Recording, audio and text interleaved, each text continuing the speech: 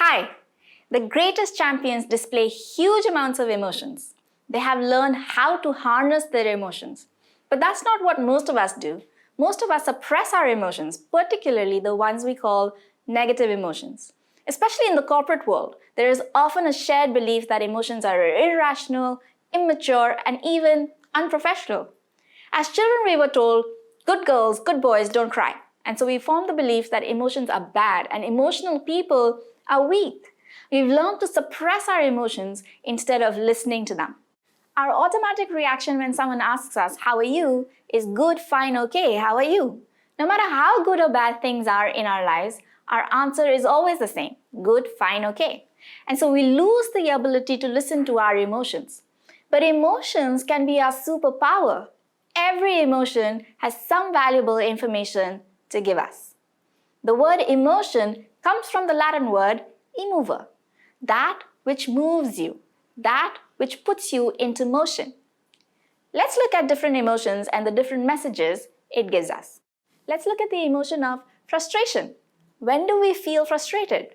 Usually when we are not achieving what we want, even when we are putting in a lot of effort. So the emotion of frustration is telling us that we're putting in a lot of effort and it's not working. So we need to do something different. But many of us have a belief that we should not allow ourselves to get frustrated, so we try to ignore it. I'm not getting frustrated. Let them say what they want. And I get more frustrated. But I tell myself, I'm not. I don't care if they criticize me. It doesn't bother me. But of course it does. And so the frustration builds up and builds up and builds up until it is at such a high level that only two options are left. Either I explode or I collapse. But this happened because I didn't listen to the emotion when it was just emerging. When we learn to listen to ourselves more keenly, then as soon as I start feeling frustrated, I would say, I'm feeling frustrated. What I'm doing is not working. I need to try something different. Part of honesty is acknowledging what I'm feeling. Our emotions are part of our navigation system in life. It's like the fuel light on the dashboard of our car. When the light comes on it means we need to refuel. And if we listen to the signal, then we'll refuel and the light will go away. If we listen to what our emotions are telling us, then we can get a handle on what is actually generating that emotion. And when we've handled it, then the emotion being generated by it will disappear because the emotion has done its job. But if we ignore the fuel light, we'll run out of fuel and have a breakdown. Our emotions are the first sign we'll get that something is working or not working. If we don't listen to our intuition or instinct, then slowly we'll lose our connection with it.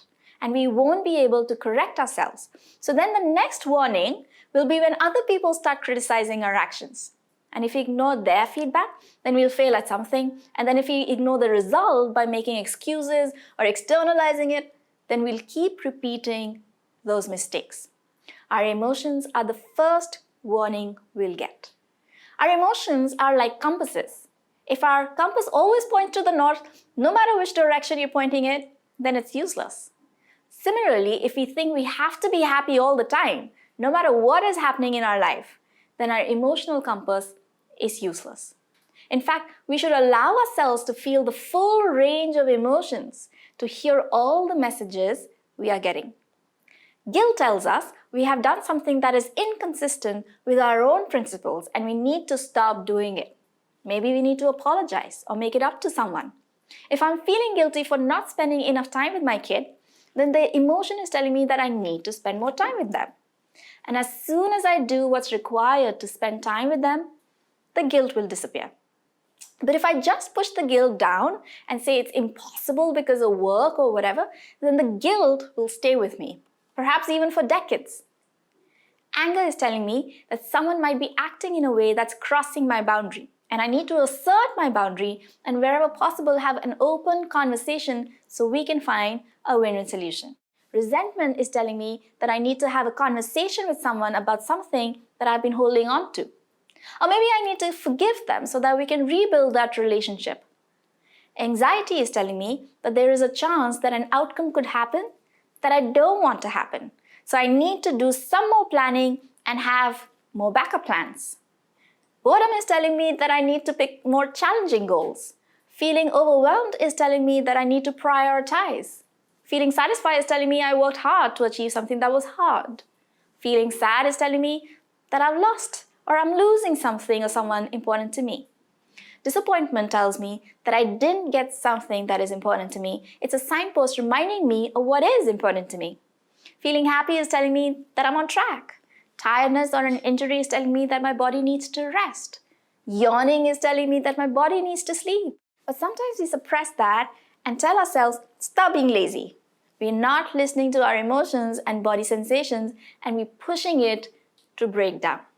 I shouldn't get angry. I shouldn't feel sad. I shouldn't get frustrated. I shouldn't be anxious. And we suppress our emotions and we lose the information they are telling us about. We are not suggesting that you blow up and punch someone if you get angry, or that you fall into a blubbering puddle if you're feeling sad. These reactions happen when the emotions have built up because you've been suppressing them so hard, like a volcano explodes from time to time, and then it reinforces our belief that we have to control our emotions.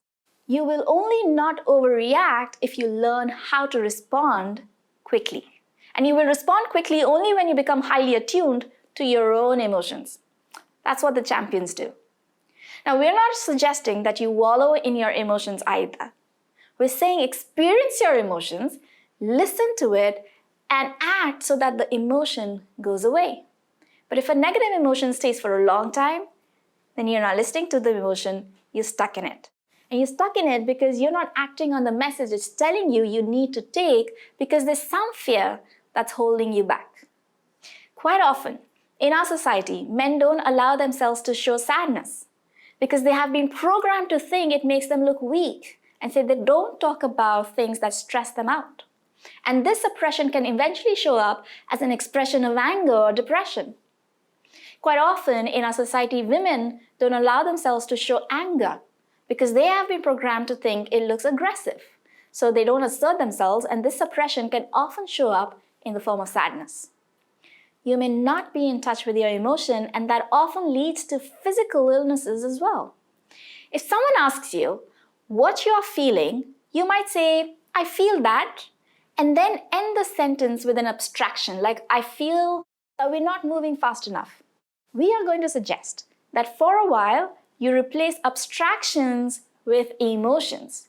I feel impatient. So you can slowly learn to hear what you're feeling. What are you feeling just now? Happy, sad, curious, excited, frustrated, impatient, annoyed, peaceful? And what is that emotion telling you? So here's the question for you to think about for this lesson. Which are the emotions that you're comfortable with? The ones you express easily? Which are the emotions that you sometimes get stuck in? And what is the fear that prevents you from taking the action that would allow you to break out of it? And which are the emotions that you rarely experience?